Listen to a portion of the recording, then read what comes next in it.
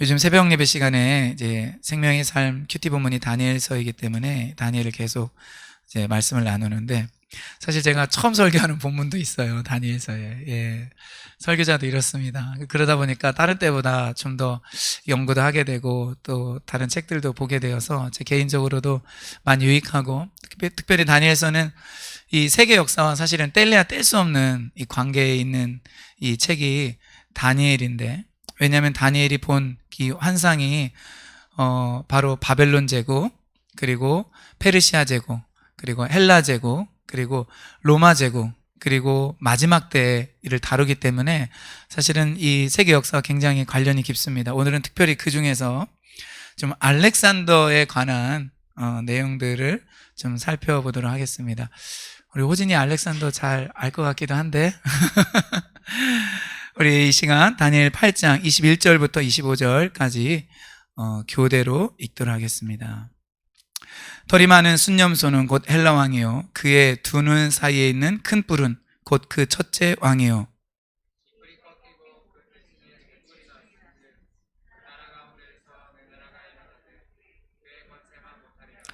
이 네 나라 마지막 때에 반역자들이 가득할 즈음에 한 왕이 일어나리니 그 얼굴은 뻔뻔하며 속임수에 능하며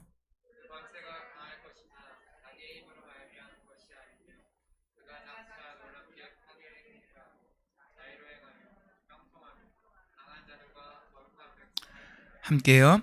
그가 꾀를 베풀어 제 손으로 속임수를 행하고 마음에 스스로 큰 체하며 또 평화로운 때에 많은 무리를 멸하며 또 스스로 서서 만왕의 왕을 대적할 것이나 그가 사람의 손으로 말미암지 아니하고 깨지리라. 아멘. 우리 지도를 하나 보시면은요,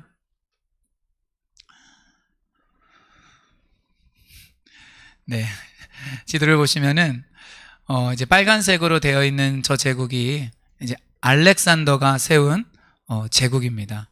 굉장히 넓죠. 최초로 이 동서양을 융합한 그런 제국을 만든 사람인데, 이제 인도 경계선까지 이제 가까이 갔고, 그 전에 있었던 여러 지중해 주변의 나라들, 그리고 북아프리카, 그리고 유다인들이 있는 그 이스라엘 그 지역까지 사실은 다 정복을 하였습니다.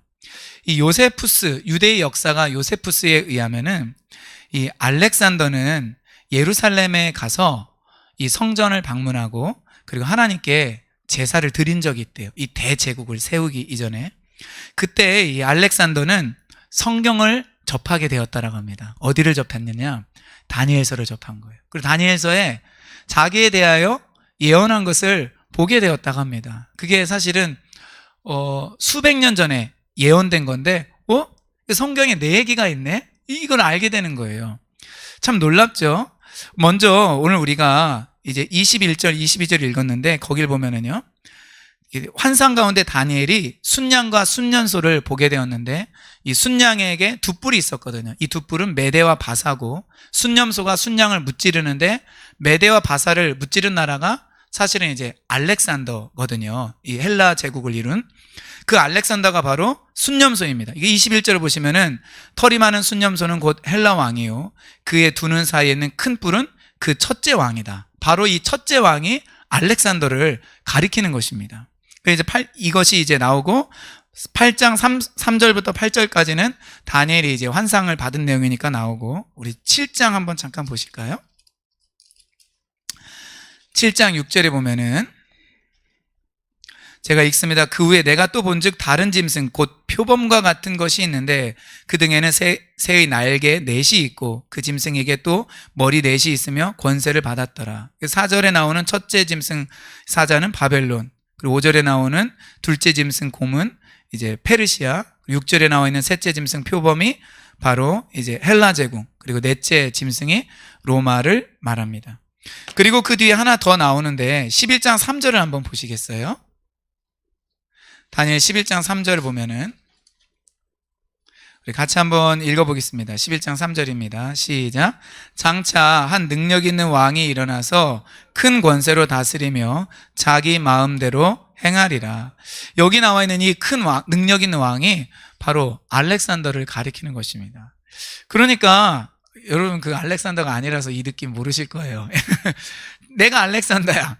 예루살렘에 갔어. 물론 이방인이죠. 뭐 신앙심이 없겠죠. 그런데 거기에 가서 이제 뭐 종교적인 형식으로 제사를 드리고 성경을 읽었는데 다니엘서에 자기를 두고서 예언한 곳이 이렇게 세 군데 7장, 8장, 11장에 나와 있는 거예요. 참 그런 면에서 이 알렉산더가 성경에 그 이름이 언급되진 않았지만은 의미가 있는 인물이고 실제 성경 여러 가지 사건과 관련이 있습니다. 그래서 오늘 좀 그런 것들을 몇 군데 좀 찾아보면서 이 세계 역사를 주관하시는 분이 바로 하나님이시다. 역사를 진행하시고 경영하시는 분이 하나님이시라는 것을 좀 이 시간 생각해 보도록 하겠습니다. 이 알렉산더의 아버지는 이제 필리포스 2세라고 하는 그런 인물인데, 그 당시 이제 그리스 시대라고 하는 그 시대는 왜 도시국가로 존재했었잖아요. 뭐 아테네도 있었고, 스파르타도 있었고, 또 그 중에 하나가 이제 마게도니아였는데, 이 마게도니아의 왕이었다라고 합니다. 그런데 이 마게도니아 지역에 어떤 도시가 있었냐면은, 크레니데스라는 도시가 있었는데, 여기에 금광을 발견해요. 그래서 그 국가를 운영하는 왕으로서 굉장히 많은 그 자본, 재력을 확보하게 됩니다. 그래서 그 도시가 너무 마음에 들어서 자기 이름을 따서 그 도시 이름을 바꿔요. 뭘로 바꾸느냐? 빌립보로 바꿉니다.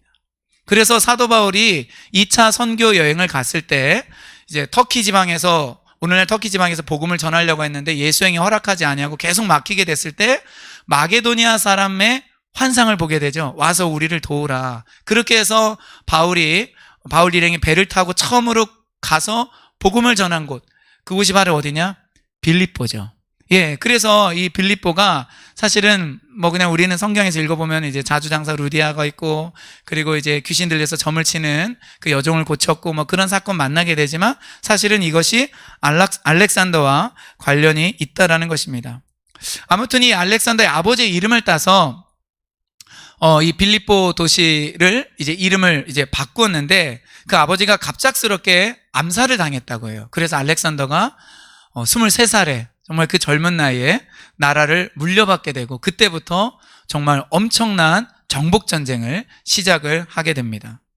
그런데 이거는 뭐 좀 격가진 얘기는 하지만은, 그 아버지는 이제 필리포스 2세는 부인이 무려 7명이나 있었대요. 그리고 알렉산더는 그 중에 5번째 부인을 통해서 난 아들이었는데, 생각해 보세요. 부인이 7명이면은 보통 첫째 부인에게서 난 첫째 아들이 그 왕의 자리를 물려받을 확률이 높잖아요. 그리고 뭐 둘째 부인, 셋째 부인, 넷째 부인도 아들을 낳게 되면은 엄청난 암살극이 진행이 될 텐데, 이 알렉산더는 사실 그런 위기가 없었습니다. 왜냐? 그 어떤 부인도 아들을 낳지 못하고 다 딸만 낳았대요. 그래서 알렉산더가 5번째 부인의 아들이었음에도 불구하고 왕위 계승을 하는 데는 큰 문제가 없었다라고 합니다. 이 아버지는 그렇기 때문에 그 아들을 특별하게 교육을 시켰어요. 그래서 그 당시에는 여러 가지 철학이나 도덕이나 그런 진리들에 대해서 가르쳐주고 싶어서 한 명 스승을 붙이죠. 우리 아마 아시는 분들은 잘 아실 거예요. 이 알렉산더의 스승이 그 유명한 아리스토텔레스였습니다. 그래서 이 아리스토텔레스로부터 여러 가지 철학을 배우고 문화를 배우고 문학을 접하게 되었습니다. 그래서 이 알렉산더는 자기가 가는 곳마다 그런 철학과 문화들을 전파하려고 하였고, 특별히 그런 책 읽는 것을 너무 좋아해서 전쟁 중에도 이 알렉산더가 책을 읽었고, 그래서 이집트에는 자기 이름을 따서 알렉산드리아라는 이 도시를 만들었는데, 바로 거기에 엄청난 그 당시 세계에서 가장 큰 도서관을 세웠다라고 합니다. 그리고 로마 시대 때에도 로마의 3대 도시 하면은 로마가 있고, 그 북아프리카에 이제 알렉산드리아가 있고, 그리고 바울의 전도 여행을 중심지가 됐던 그 시리아의 안디옥, 이것이 이 세 도시가 이 로마의 3대 이 초반 이 도시였는데, 아무튼 알렉산더는 그런 사람이었다고 해요. 그래서 이 전쟁 중에도 항상 독서를 하였고, 잠을 잘 때도 베개 밑에 검과 그리고 이 호머의 일리아드를 항상 두고서 책을 읽게 하였고, 사람들이 읽어주는 사람이 있었겠죠. 그리고 자기도 그것을 읽었다라고 합니다. 아무튼 사람은 책 읽는 걸 좋아해야 돼요. 예, 평생 공부라는 말이 있는데 사실 쉽지는 않죠. 예, 그렇지만은 아무튼 우리도 책을 좋아하는 사람이 될 수 있기를 바랍니다. 이 빌립보가 아무튼 이 알렉산더와 관련된 이 도시이고, 자, 또 하나는 우리가 두로를 생각해 볼 수 있습니다. 여러분, 두로 하면은 또 하나 생각나는 도시가 있죠. 두로와 시돈. 지중해 그 짝꿍이 되는 위아래로 있는 도시가 이 두로와 시돈인데, 성경에 보면은 이 두로에 대한 멸망이 여러 군데 예언이 되어 있습니다. 먼저 아모스서 1장 9절 10절인데요. 우리 다니엘서 표시를 하고 우리 아모스서 한번 찾아서 읽어보겠습니다. 다니엘서에서 막 훅 넘기면은 아모스서가 사라져요. 예, 그러니까 조심하셔서 한 장, 두 장씩 잘 넘기시면 됩니다. 아모스 1장 9절 10절입니다.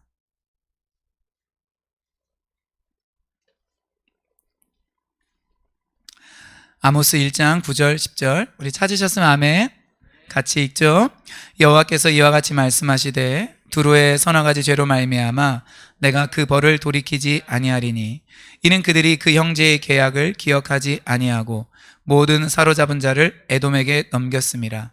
내가 두로성에 불을 보내리니 그 궁궐들을 사르리라. 아멘. 그러니까 하나님께서 이 두로의 죄악을 지적을 하십니다. 이 두로는 어떤 죄를 지었냐면은 이스라엘과 약속을 맺었는데 그것을 어겨서 이스라엘 사람들을 잡아다가 노예로 삼아 에돔에게 팔아버린 거예요. 이 아모스는 약 주전 8세기 경이거든요. 그리고 이때 이제 예언이 되었어요. 불에 완전히 타 멸망할 것이라는 예언을 하고 있습니다. 근데 두로가 어떤 이제 도시냐면은 항구 도시인데 그냥 부산과 같은 그런 항구 도시가 아니고요.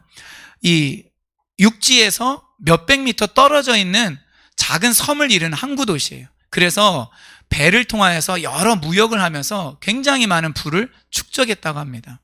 오늘날 이제 싱가포르와 같이 이런 이제 작지만 엄청난 이게 불을 축적하고 있는 나라, 무시할 수 없는 나라.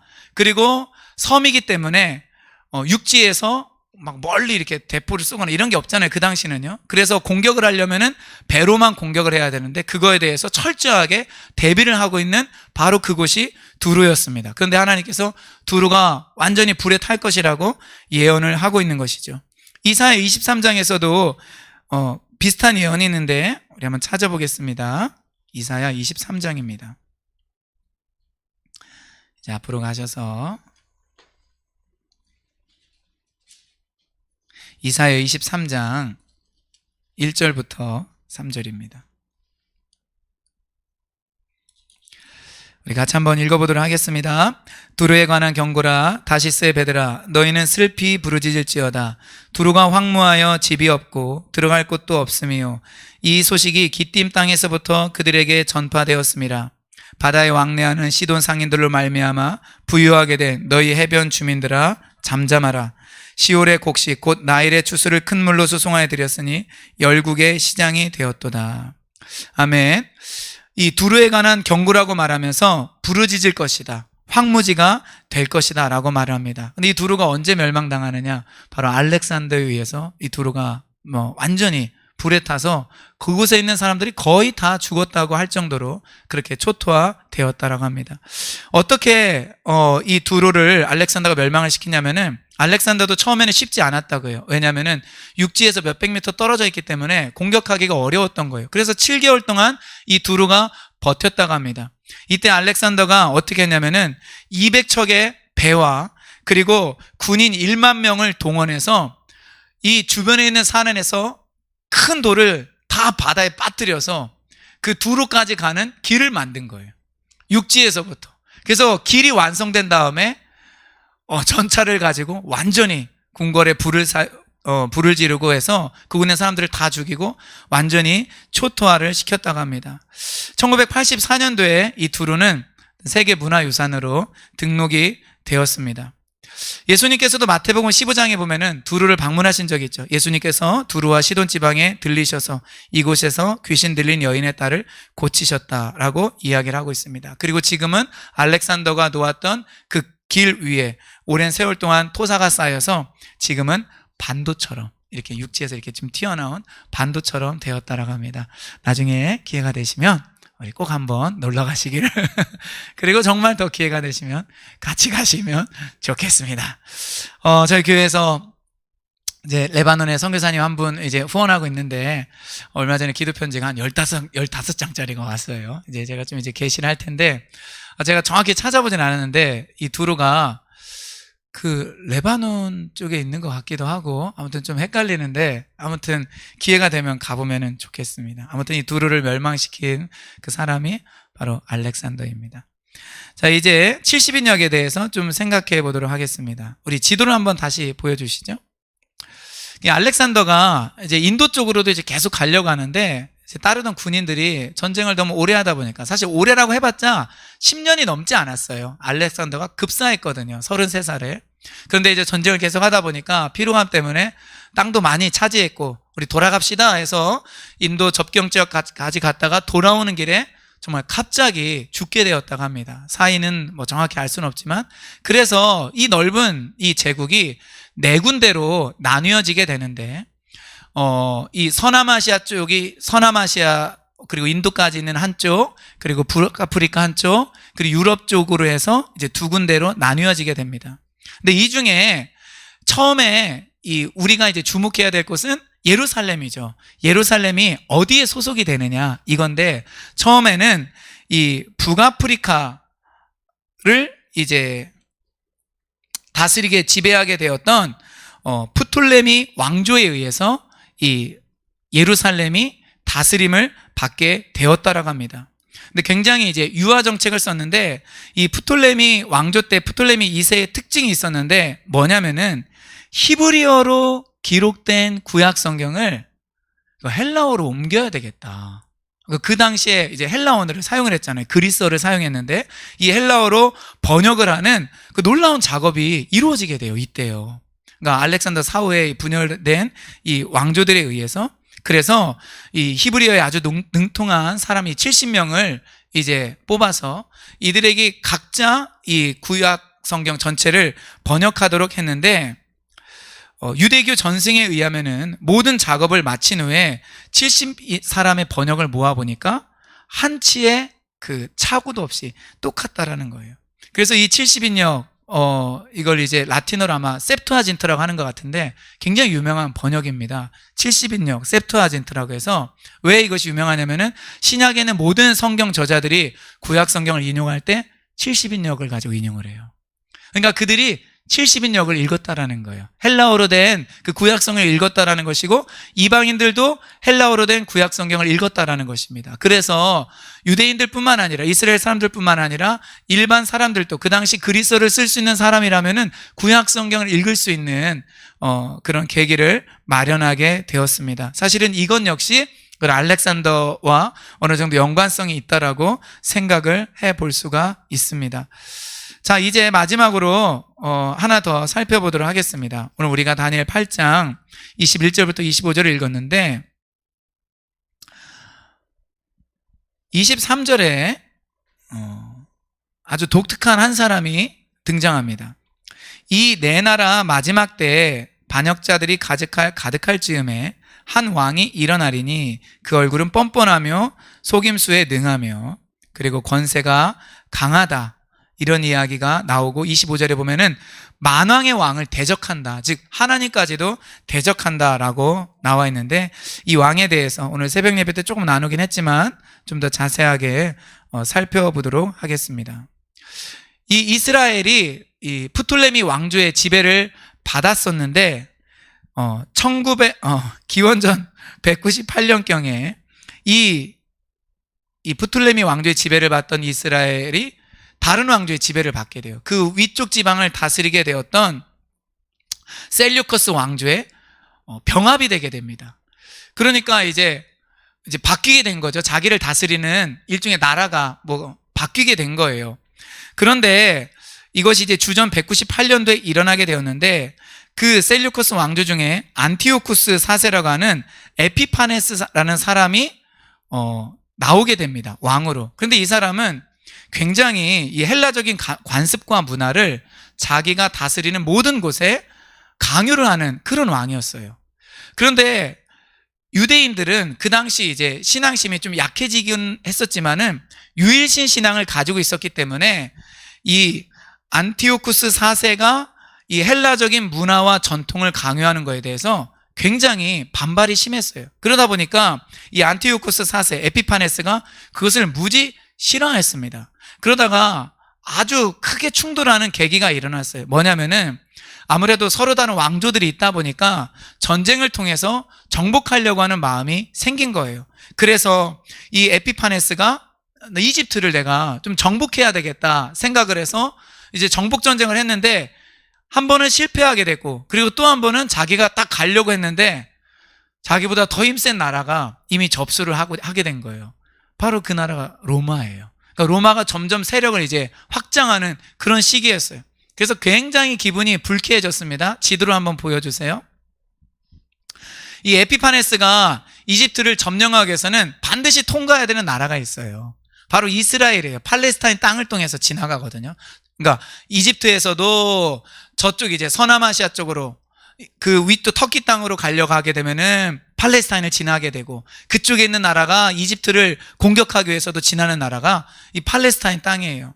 그러다 보니까 이 에피파네스가 그 이집트를 정복하지 못하고 돌아오는 길에 이제 예루살렘을 지나가게 되는데, 이미 자기를 절대로 환영하지 아니하고 자기가 이제 전파하려고 하는 헬라 문화를 받아들이지 않으려고 하는 거기 유대인들과 부딪히게 된 것입니다. 그래서 열받을 대로 열받은 이 안티오쿠스 4세가 어떻게 했냐면은 예루살렘 성전에 들어가서 돼지를 잡아서 돼지풀을 뿌리면서 제우스 신에게 제사를 지낸 거예요.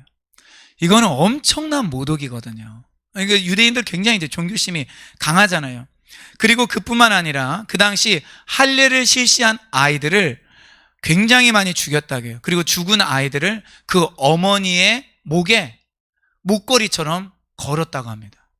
그리고 제사장 600명을 묶어서 길바닥에 깔은 다음에 그 위로 마차가 지나가게 해서 참혹하게 그들을 죽였다고 해요. 그러니까 유대인들이 이 때문에 더 이상 가만히 있을 수가 없었습니다. 그래서 에피파네스 이름 자체가 이제 신의 현현이라는 뜻을 가지고 있는데 이름을 조금 바꾸었다고 해요. 에피마네스. 이 뜻은 미친놈이라고 해요. 그래서 에피마네스라고 부르면서 이 에피파네스에 대해서, 이 왕조에 대해서 저항하는 세력이 일어나게 되었습니다. 이 왕조가 그 유대인의 이제 하스몬 왕조였어요. 그리고 나중에 이 하스몬 왕조와 관련된 사람이 누가 나타나냐면은 이제 헤롯 대왕, 성경에 나와 있는 그 헤롯 대왕이 관련돼 있습니다. 아무튼 이렇게 해서 이 사람들이 이 에피파네스 4세를 몰아나게 되고 어느 정도 기간 동안 독립된 시간을 갖게 되는 거예요. 그래서 이것을 축하하는 명절이 이제 하누카라는 그런 명절이 생기게 되었습니다. 아무튼 오늘 이제 알렉산더와 관련된 내용은 여기까지 하는데, 여러분 성경은 특별히 다니엘서는 저는 굉장히 이제 재미있고, 성경의 이 역사가 사실은 세계사와 절대로 무관하지 않습니다. 그리고 유대인들 역사 자체도 이 세계사의 한 중심에 있다는 것을 우리가 알 수 있습니다. 디도 장군에 의해서 완전히 멸망당한 나라가 1948년도에, 우리나라도 1948년도에 정부가 수립됐지만 그 흩어졌던 유대인들이 2차 세계대전이 끝난 다음에 정부를 수립한 연도가 48년도거든요. 이건 정말 엄청난 기적이고, 지금도 이 중동에 전쟁이 일어나느냐 안 일어나느냐 이런 문제들을 가지고 항상 이 세계는 촉각을 세우고 있고, 미국이 그 중동에 있는 몇몇 국가들과, 미국이 아니죠. 요즘에 이스라엘이 최근에 그런 어떤 협약을 맺게 되었잖아요. 이거 굉장히 큰 이슈가 되는 것입니다. 아무튼 이런 그것들을 보면서 하나님께서 정말로 역사를 이끌어 나가고 계시는구나. 그리고 다니엘서에 예언되어 있는 대로 그 역사가 진행이 되는구나 라는 것을 우리가 알아야 되고요. 그뿐만 아니라 하나님께서 우리 한 사람에 대한 그 역사, 우리 가정의 역사, 그리고 우리 교회의 역사도 하나님께서 써나가시고 계획하고 계시다라는 겁니다. 여러분 이거 믿으세요?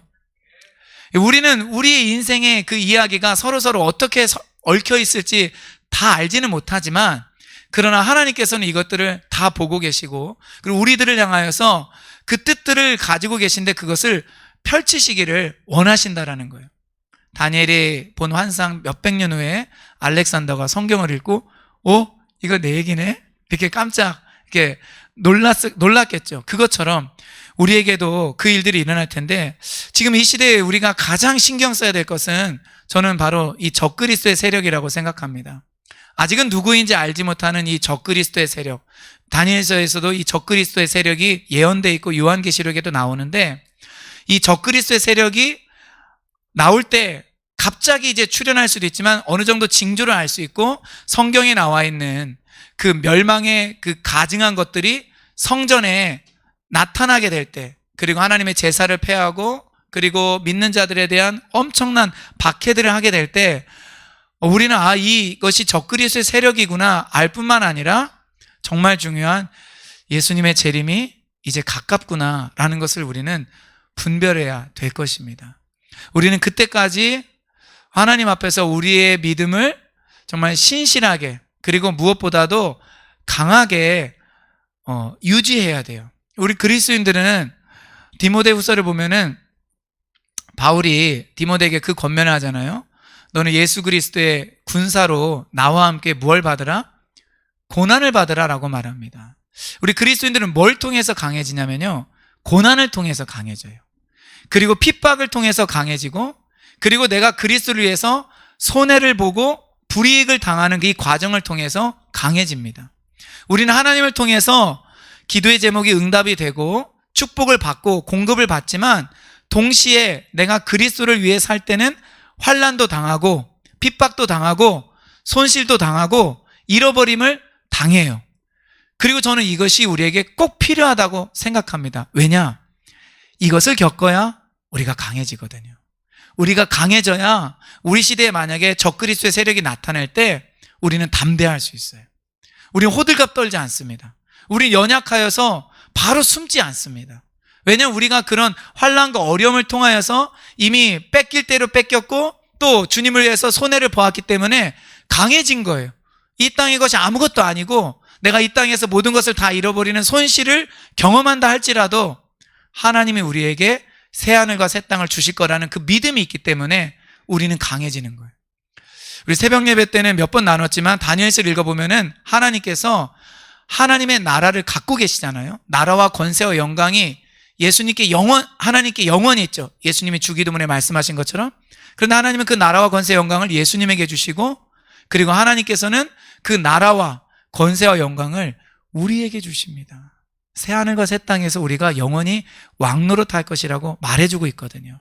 그렇기 때문에 우리가 더욱더 담대한 믿음을 갖고, 혹시 우리 성도님들 삶 가운데서 어렵고 힘든 일을 만날 때 너무 낙심하지 마시고, 이거 저에게도 하는 소리예요. 네, 너무 낙심하지 말고 되거나 그리고 하나님을 향하여 더욱더 담대한 믿음으로 우리가 서서 나가실 수 있기를 주님의 이름으로 축원드립니다. 한번 기도하도록 하겠습니다. 우리 한번 처음에 기도할 때 한번 일어나서 우리 같이 기도해요.